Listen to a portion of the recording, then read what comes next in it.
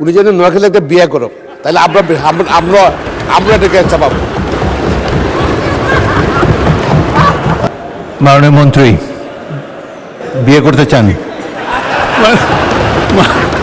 মাননীয় স্পিকার, যেহেতু উনি আমার দুলা ভাই, উনি নাটোরে বিয়ে করেছেন এবং নাটোরের জনগণের প্রত্যাশা, উনি ওই পলিটিক্যাল কথা বললেন মাননীয় স্পিকার, ওনাকে বলতে হবে যেহেতু নাটোর দিয়ে রাজশাহীতে গ্যাস গিয়েছে নাটোরের উপর দিয়ে, যেহেতু ফ্যাসিস্ট সরকারের শাসনামলে আপনি জানেন জবাবদিহিতা ছিল না, আর নাটোরের যারা রাজনীতিবিদ ছিল সন্ত্রাসী, এদের ভোটে কখনো এমপি হয় নাই, যার জন্য প্রয়োজনীয়তা বোধ করেনি। কিন্তু এখন যেহেতু পলিটিক্যাল গভর্নমেন্ট এসছে, আমাদের নেতা তারেক রহমান প্রধানমন্ত্রী, উনিও একজন রাজনীতি পরিবার থেকে এসছেন, আমাদের প্রত্যাশা নাটোরের মানুষের, উনি কবে নাগাদ, যেহেতু নাটোরে গ্যাস গিয়েছে, কবে নাগাদ গ্যাসের সংযোগ দিবেন, এটাই তার কাছে আমি প্রশ্ন করছি মাননীয় স্পিকার। আপনাকে ধন্যবাদ।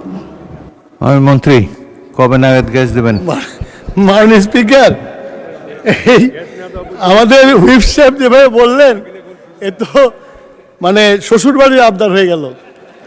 আমি তো বলেছি যে আমরা কেবল কূপ খনন করা শুরু করেছি, আমরা রিগ কিনছি, আমরা টেন্ডার আহ্বান করেছি যাতে বাংলাদেশে ইন্টেন্সিভ এক্সপ্লোরেশন করা হয় এবং গ্যাস আবিষ্কার করা হয়।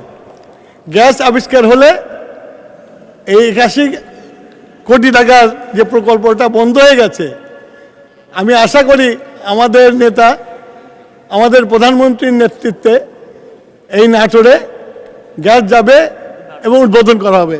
ধন্যবাদ মাননীয় স্পিকার। ইয়েস, মাহবুবউদ্দিন খোকন বলুন।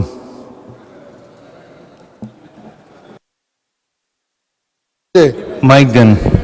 মাননীয় মন্ত্রী, বিদ্যুৎ মন্ত্রী বললেন যে নাটোরের শ্বশুরবাড়ি, এই জন্য উনি প্রায়োরিটি দিবেন গ্যাস দিতে।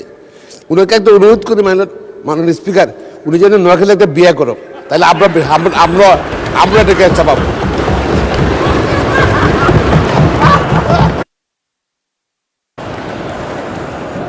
মাননীয় মন্ত্রী বিয়ে করতে চান?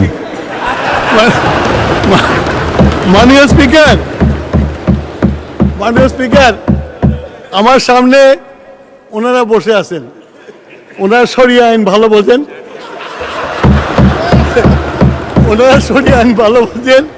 তিনটা বাকি আছে আমার এখন, কিন্তু আমার শখ নাই আহার বেশি করার, যেটা করছে এটাই যথেষ্ট। মাননীয় স্পিকার, আপনাকে ধন্যবাদ।